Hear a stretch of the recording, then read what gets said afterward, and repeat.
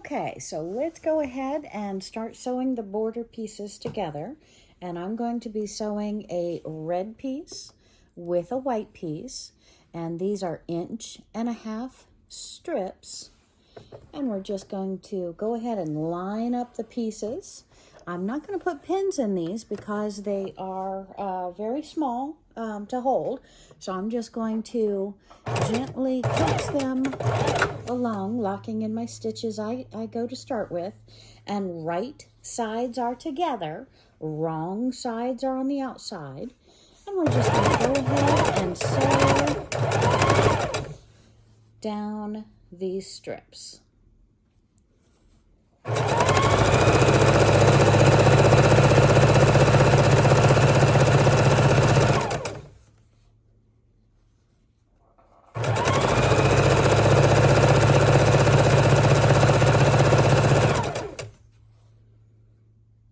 And these are width of fabric by 1.5 inches.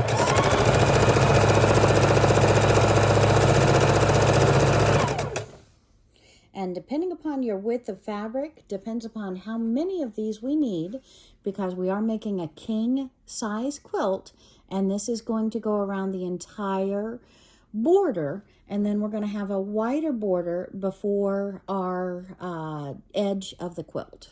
But this is to show the red, white, and green that can either be for the Mexican flag, or it can be for Christmas, or any other country with the red, white, and green. And we have taken several vacations to Mexico, so I wanted to make a Mexican quilt.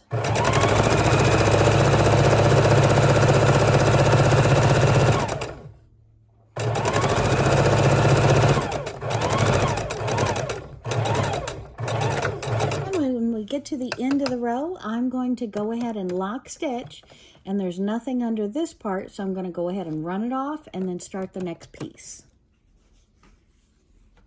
So I am taking one end right side up, and I'm taking one red right side down, and we're gonna go ahead and start chain stitching these. And then we'll do the green on the other side of the white. I hold it until the very end so it does not turn on me, because I want to keep that close to quarter inch stitch the entire way.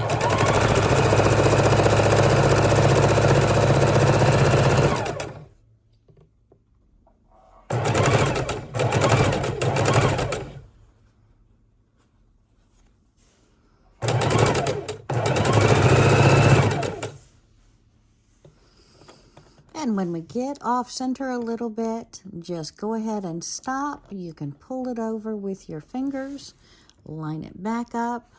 And it looks like it wasn't really off. The red on this one looks slightly scant of a 1.25 inches. And that's why it looked like it was getting off.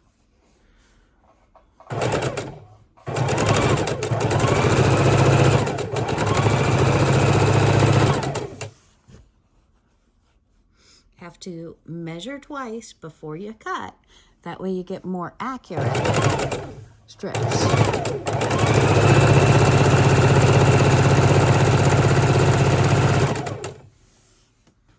And keep stopping and adjusting and then continuing.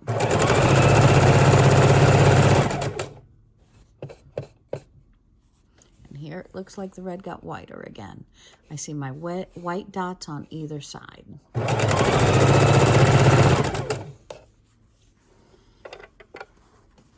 And when you get to the end,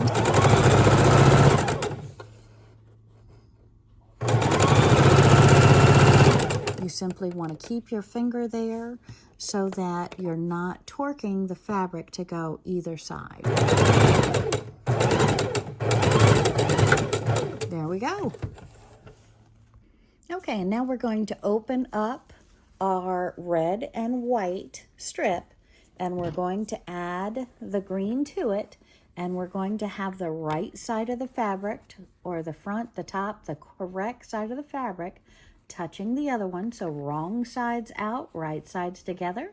And we're going to put that in the sewing machine and continue to make, to add the green onto the red and white strips. And we're adding the green to the white.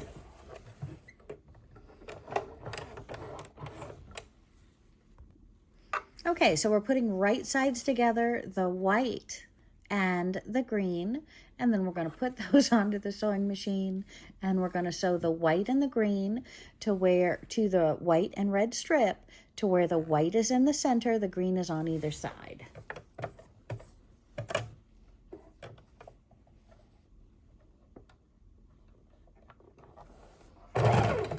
And I pulled my thread. Okay, so now we're putting our 1/4 inch on the other side of the machine.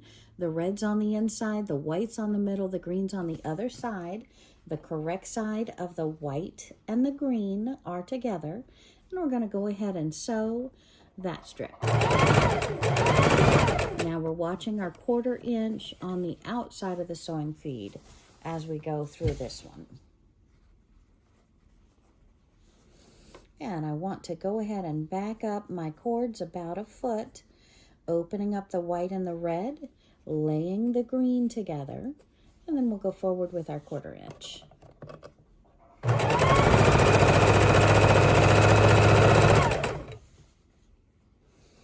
And you have to keep opening the white and the red. We could have taken it to the ironing board and pressed the white and the red open, but I like to go ahead and stick them all 3 together and then do it at one time.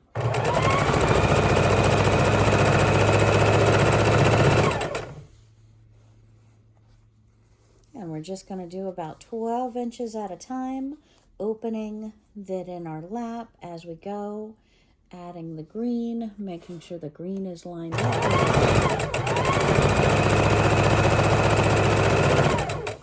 And although I'm straightening about 12 inches in my lap at a time, I'm only sewing about 5 or 6 inches at a time and realigning.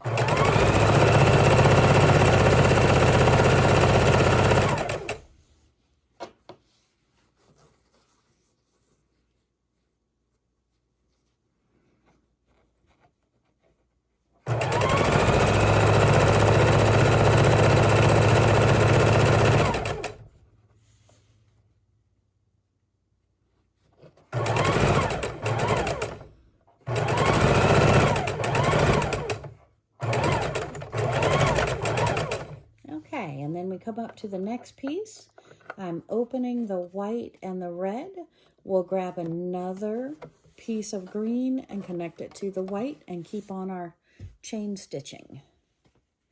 Just got to verify right sides together.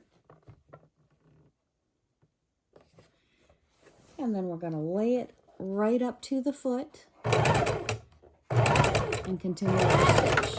Lock our stitch and continue sewing.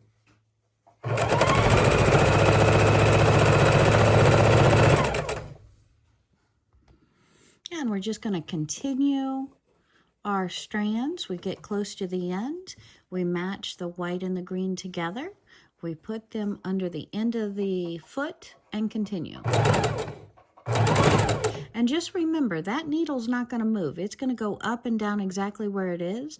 So keep your fingers out from away from that needle, but you can have your fingers right up to the foot. The foot is going to protect you. The needle is going to stay in its place. So just remember, slow is accurate and accurate is fast.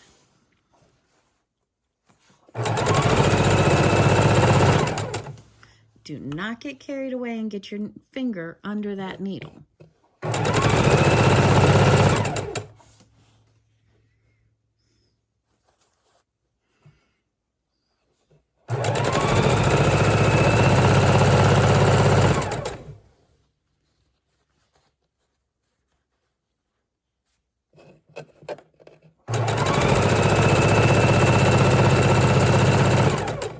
Remember, I'm seeing that white bump as we go to where those two fabrics are staying side by side on top of one another exactly where I want it. And you see that I'm going about 5 to 8 inches tops, stopping and realigning.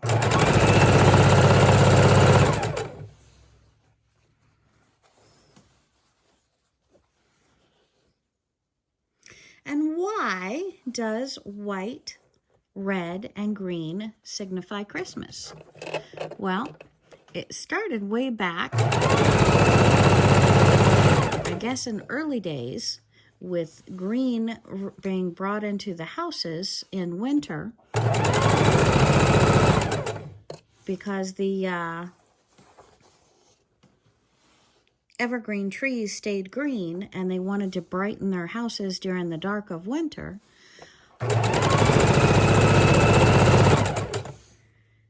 And the red is like the berries on the holly tree or the poinsettia plants. Some say red is because of Santa's suit.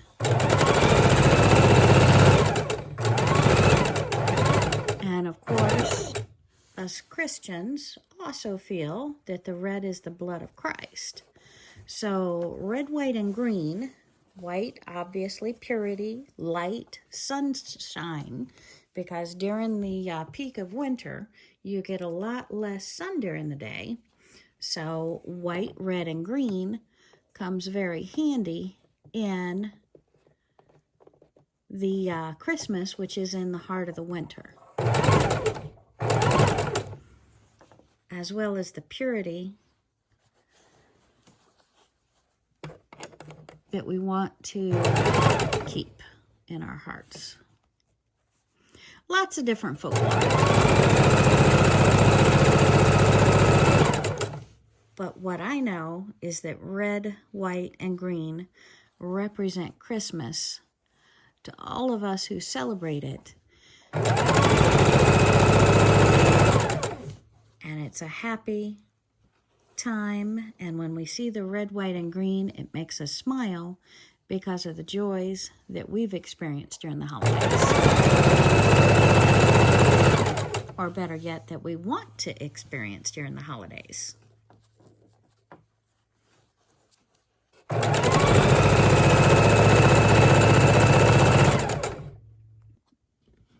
The Mexican flag has taken the red, white, and green for their colors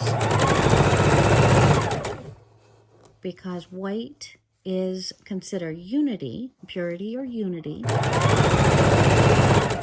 The green has often represented hope or happiness, and the red has long signified the color of the Spaniards' outfits that helped them gain their independence, or the many battles that they have fought since to get their independence as a country. So whether you're looking at the red, white, and green,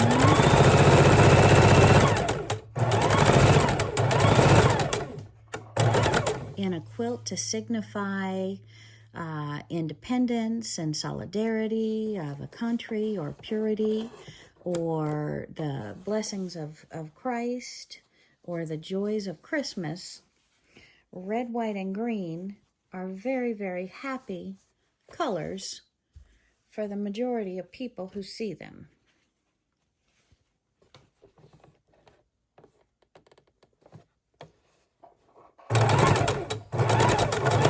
And I think it's very neat for a quilt to have meaning.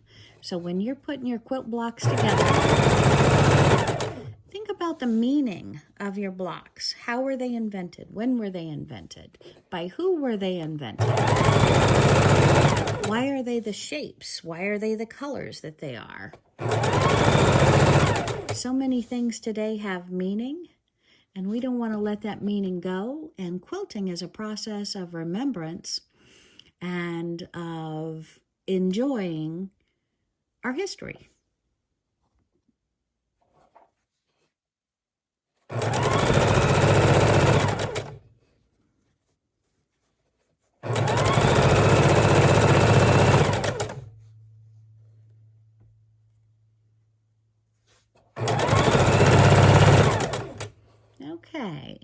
about half